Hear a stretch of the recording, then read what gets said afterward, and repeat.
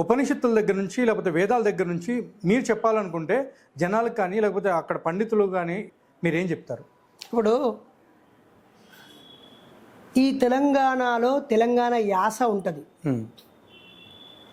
ఆ యాసలో వచ్చారన్నా వచ్చిండన్నా నిండుగా అర్థం ఒకటేనన్నా అని పాట కూడా ఉన్నది. అయినా ఈ భాష డిఫరెన్స్ వల్ల ఇక్కడి బతుకమ్మ వేరు, అక్కడి సంక్రాంతి వేరు, ఇక్కడి బల్కంపేట దేవత ఎల్లమ్మ వేరు, ఇక్కడి బోనాలు వేరు, ఇక్కడి కల్చర్ వేరు, అక్కడి కల్చర్ వేరు. అవును. తిండిలో కానీ వేషధారణలో భాషలో. కాబట్టి వేరుపడ్డామా లేదా? అవును. అది అది ఆ సాంస్కృతిక విలువలు చాలా ఉపయోగపడ్డాయి. వేరుపడ్డ తెలుగు వాళ్ళందరం కలిసి ఉంటాం కదా. వేరే రాష్ట్రాలు దేశాల వాళ్ళు ఇక్కడికి వస్తలేరా? మనం వేరే రాష్ట్రాలకు వేరే దేశాలకు పోవట్లేమా? బతుకుతున్నాం కదా. అలాగే మరి వేదాలు ఏ భాషలో ఉన్నాయి? సంస్కృతంలో ఉన్నాయి. ఇప్పుడు మా ఊర్లో 1000 మంది ప్రజలు ఉంటారు. ఎంతమందికి సంస్కృతం వచ్చు? ఎవరికి రాదు. ఒక్క మా ఊర్లో చారి గారికి ఒక్కరికే పూజారికే వచ్చు. ఆయన కూడా చాలా హేతుబద్ధంగా ఆలోచిస్తాడు. ఒక దేవుడు భయం అనే విషయం తప్ప మిగతా విషయాలు ఆయన చాలా మంచి మనిషి. మేము కలిసి మాట్లాడతాం, టీ తాగుతాం, చాలా చర్చలు కూడా పెట్టుకుంటాం. ఆయన నా భావజాలాన్ని గౌరవిస్తాడు, నేను ఆయన భక్తిని దేవుని నేను గౌరవిస్తాను. ఇప్పుడు మా ఊర్లో ఒక్కరికే సంస్కృతం వచ్చు, వాళ్ళ కొడుకు కూడా ఇంగ్లీష్ మీడియంలో చదువుతాడు, వాళ్ళ ఇంట్లో కూడా సంస్కృతంలో మాట్లాడుకోరు. ఇప్పుడు సంస్కృతం గొప్పది ఎట్లయితుంది?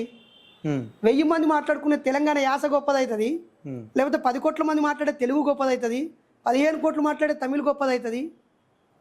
ఒక్కో రాష్ట్రానికి ఒక్కో భాష ఉంటుంది కదా.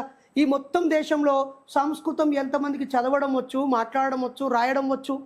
చాలా తక్కువ మందికి. మరి అలాంటప్పుడు అది గొప్ప భాష ఎట్లా అవుతుంది? అందులో రాసింది గొప్పది ఎట్లా అవుతుంది?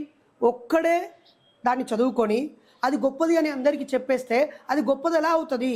అంటే ఇప్పుడు స్కూల్లో టీచర్ ఉన్నారు, టీచర్ దగ్గర ఒక 300 మంది స్టూడెంట్స్ కి ఆ సబ్జెక్ట్ నాలెడ్జ్ గురించి ఎక్స్ప్లెయిన్ చేస్తారు కదా. అవును. అదే విధంగా ఈ పూజారి కూడా ఎవరైతే సంస్కృతం తెలిసిన ఆయన ఉన్నారో ఆయన కూడా అందులో ఉన్న విషయాల్ని సరిగ్గా చెప్తున్నారు. అసలు నేను ఏమంటాను, అది తెలుగులో ఎందుకు రాయలేదు అంటాను, అది ఇంగ్లీష్లో ఎందుకు రాయలేదు అంటాను, మరాఠీలో తమిళంలో ఎందుకు రాయలేదు అంటాను, దానికి భాష ఎందుకు లేదు అంటాను. అంటే ఈ మధ్య కాలంలో ఆ భాషలో లేదా? అసలు లేదు, అసలు లేదు. అసలు అధ్యయనం అధ్యాపనం ఒకరి పని అని, రక్షణ పాలన ఒకరిదని, విత్తం ఒకరిదని, పనులు చేయడం ఒకరిదని, వీళ్ళందరికీ బానిసగా బతుకుడు ఇంకొకరిదని ఆ గ్రంథాల్లోనే రాసుకున్నారు కదా. అయినా ఒక 75 ఏళ్ల క్రితం స్వాతంత్రం వచ్చి ఒక 1950లో రాజ్యాంగాన్ని రాసుకొని 73 ఏళ్ల క్రితం రాసుకొని దాంట్లోనే బోల్డని మార్పు చేర్పులు చేసుకొని ఇప్పుడు 120